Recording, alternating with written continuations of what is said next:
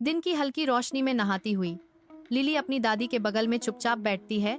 हवा नाचते हुए धूल के कणों से भरी हुई है।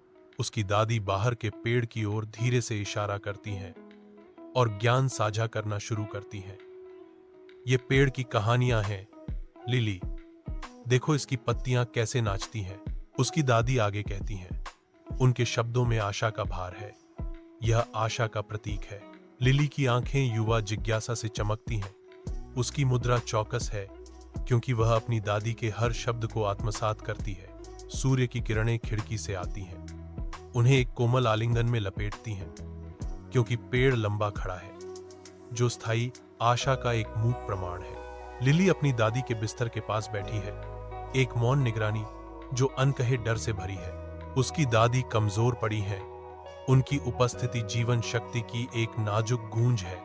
लिली की निगाह खिड़की की ओर जाती है, जहां गिरते पत्ते उसकी बढ़ती बेचैनी को दर्शाते हैं। खिड़की के बाहर गिरता हर पत्ता लिली के बढ़ते डर को बढ़ाता है, जो समय के निरंतर बीतने की एक स्पष्ट याद दिलाता है। कमरा भारी शांति से भरा है, जिसमें केवल लिली का मौन डर है। रात के आवरण में लिली खिड़की पर खड़ी है, उसका सिलहूट कमरे की नरम चमक से घिरा हुआ है। एकांत पत्ता अपनी शाखा से चिपका हुआ है, जो बढ़ते अंधेरे के खिलाफ जीवन का एक कमजोर प्रतीक है। लिली अपनी दादी का हाथ पकड़ती है, जो कि अपरिहार्य के खिलाफ एक हताश पकड़ है। अंतिम पत्ता रसातल में घूमते हुए गिरने पर हवा अपनी दुखद गीत फुसफुसाती है।